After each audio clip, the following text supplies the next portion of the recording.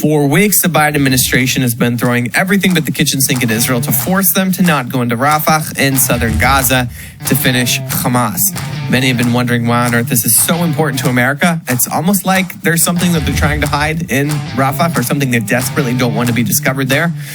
Well, the secret's finally out of the bag. Israel is in Rafah currently, and what they've just discovered is frankly very shocking. This is going to be a crazy one, guys, so hold on. I'm Ben, and this is the Israel Guys.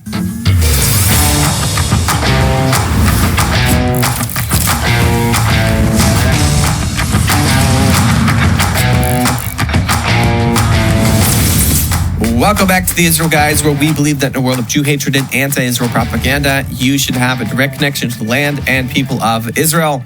Thank you so much once again for joining us here on YouTube. Guys, as I said in the intro, people have been speculating for a while now why the U.S. has been so desperate for Israel to not invade Rafah. The United States, Egypt, European Union, and Qatar have been throwing everything they can at Israel to keep them from invading, to the point of the Biden administration has withheld weapon shipments to Israel quasi-illegally over this issue specifically. The International Criminal Court and the court system of the UN have both been throwing everything they can at Israel also over this issue, with the sanction of the Biden administration, with the cooperation of the Biden administration. Biden just squashed an attempt to sanction the ICC by Congress, by Republican members of Congress, also some bipartisan support as well, to keep them from enacting these arrest warrants on Bibi Netanyahu and Israel's defense minister. And that begs the question of why. Why is the Biden administration and these other countries so adamant that Israel not invade Rafah? Officially, on paper, they're saying it's because they don't want the extra civilian casualty load that would happen if Israel invaded Rafah. And this is foolishness. This makes no sense on paper. This is not even a plausible excuse for several reasons. One, Israel had a good plan to move civilian casualties out of Rafah, and they executed that plan brilliantly. Within the first week or so, Israel moved 1 million civilians out of Rafah, and so they could operate very quickly, effectively, easily.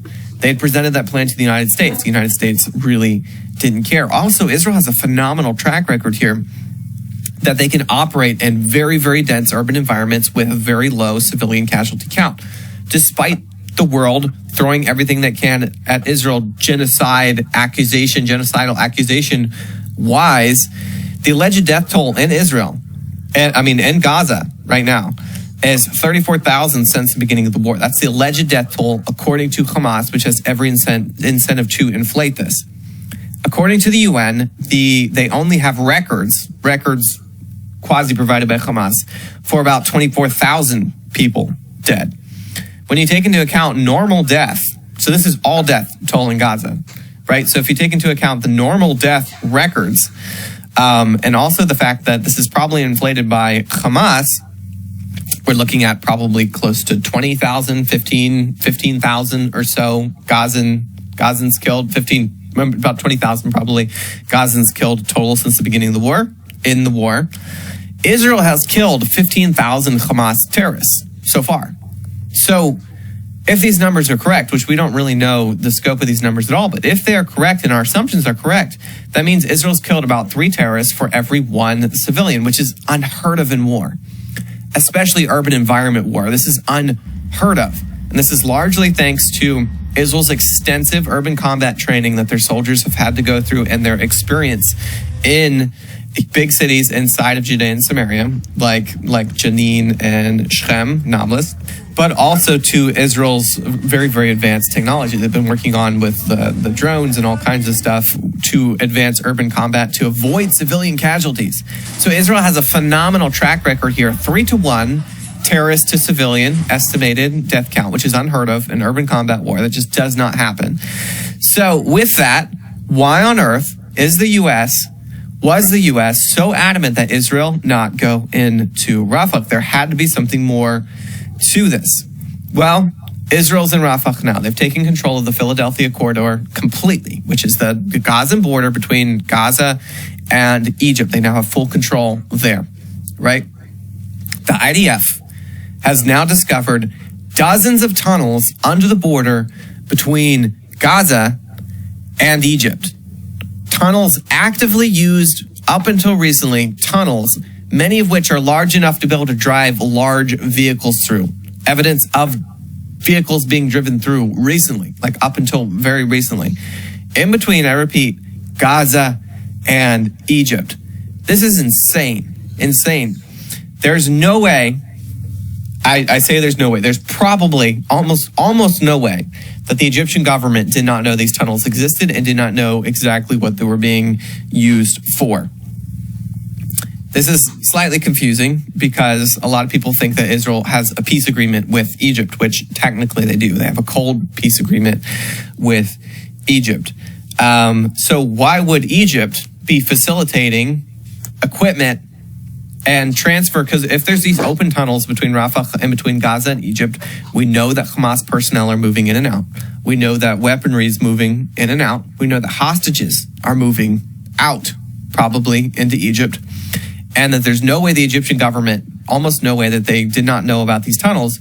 So that means Egypt is full-scale facilitating Hamas in Gaza and Hamas's survival, which, like I said, is crazy because Egypt has a cold peace agreement with Israel.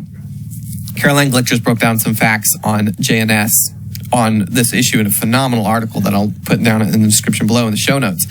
She said in 2017, Egypt, along with the Saudis, and the UAE and Bahrain cut ties with Qatar over its support for Iran. So that kind of created this sort of alliance between these Arab countries that did not want to be associated with Iran. This gave Israel some level of confidence that Egypt was on the right side of history, so to speak, and that they could build some sort of lasting alliance with Egypt. But in 2021, what a lot of people don't realize is that Egypt was the first of those states to renew ties with Qatar, right? And Qatar has very strong ties with Iran and facilitates Hamas inside of Qatar. For the last 20 years or so, Egypt has been building up their military infrastructure in the Sinai, making Israelis very concerned as to what their future plans are if Egypt plans to renew aggression in the Sinai against Israel at some point in the near future. Now the tunnels were discovered. Now we know that Egypt has been facilitating Hamas full scale. I mean, these are huge tunnels, and there's rumors that there's upwards of maybe 50 of them underneath the border in between Gaza and Egypt, which would explain why Hamas has so many rockets. Israel has blockaded the ports. They searched the ships coming into Gaza to keep weaponry from coming into Gaza, and yet Hamas has tens of thousands of rockets and other big military equipment, large-scale military equipment. They're coming under the border. More than likely, they're coming under the border from Egypt, directly facilitated, enabled by the nation of Egypt. We'll get into what this means and how America plays into it in just a second. But first, I have a question for you. Where do you buy your olive oil and honey from? How about your tea? If you knew that you could get these items from Israel and that your purchase would help families living in Israel. Back to this breakdown. Egypt's dictator, El-Sisi, his son, is the deputy commander of Egypt's General Intelligence Directorate. That organization controls the Egypt-Gaza border. They have been brokering the bribes for Gazans that enter Egypt. As we've talked about before, Egypt has only been letting a few Gazans escape into Egypt. They haven't been letting any asylum seekers claim asylum inside of Egypt, but they've been letting a few Gazans in if they pay tens of thousands of dollars to enter. Egypt has been raking in millions and millions of dollars over this scam to allow Gazans to flee for their lives into Egypt. And no one in the world has said a thing about that. Surprise, surprise. Beginning in February, El-Sisi began threatening to cancel the peace treaty, Egypt's peace treaty with Israel, if Israel invaded Rafah.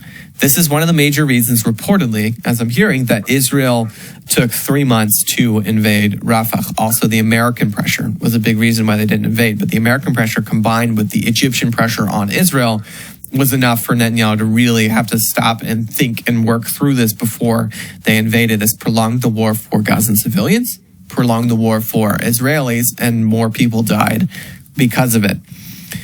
Egypt not only was threatening Israel, with the revoking of their peace treaty, but they also joined South Africa in the international and the court of justice and the UN. They have also taken a moderating role in between Hamas and Israel officially. They've been enjoying that role. And in the process, according to a CNN article, I believe, they undermined a possible deal to free hostages recently by deliberately miscommunicating Israel's offer to Hamas. And as a result, hostages presumably are in captivity because of that. In exchange for this moderating role that Egypt is taking between Hamas and Israel, Egypt has received loans and investments from the International Monetary Fund, the EU, and the UAE, totaling more than $50 billion. And that's presumably with the U.S.'s support. From what I'm hearing, from the sources that I'm looking at, the U.S. could keep these loans from going through, no problem at all. Like the reason these loans went through is because the U.S. signed off on them. Before the war started in October, Egypt was on the brink of bankruptcy. These loans saved them economically, brought them up to a more normal place economically. Also, in case you don't realize, the United States and Egypt work hand in glove. According to the State Department, I believe, they've said that Egypt is, next to Israel, our most important ally in the Middle East. We give them about $3 billion every year in military aid. We do a lot of intelligence work together. They facilitate a lot of our projects in the Middle East. We have a lot of operatives inside of Egypt doing different projects for the U.S. government. So, if there are dozens and dozens of huge tunnels underneath Rafah, in between Gaza and Egypt, that are presumably funneling a huge supply of weapons into Gaza and allowing Hamas operatives to come in and out at will, it is inconceivable in my mind that the U.S. did not know about this, that U.S. intelligence, the CIA, did not know this. And if they did know it, this would completely explain why the U.S. has been panicking about Israel going into Rafah, because they knew that their dirty laundry would be dragged out into full sunlight for all the world to see, that, in effect, the U.S. has been enabling both sides of this war, giving aid to Israel for their defense, but also keeping Egypt's back, guarding Egypt's back as they fund Hamas and facilitate Hamas and keep the war going for them as well. For some reason, the Biden administration does not want the destruction of Hamas. They want them to continue inside of Gaza. They're allowing that through Egypt, and they're pressuring through Egypt, Israel, to keep them from finishing Hamas off once and for all. But it's not working. Israel went in anyway. Israel now, as I said earlier, has full control of the Philadelphia corridor, the Gaza-Egypt border, and they're just on the tip of the iceberg as to what they've discovered there with these tunnels. Who knows? There are still thousands of tunnels to be discovered, investigated, hauled out, destroyed underneath of Rafah. Who knows what other secrets they will discover before this is over. Guys, this is insane. This is insane what the U.S. government, what our country is doing right now. We have to get our politicians aware of this. There's a big movement right now to get politicians in Washington aware of this so that they can hold the Biden administration accountable for their actions. The implications of these discoveries are just starting. They largely remain completely to be seen. Guys, don't forget to check out the amazing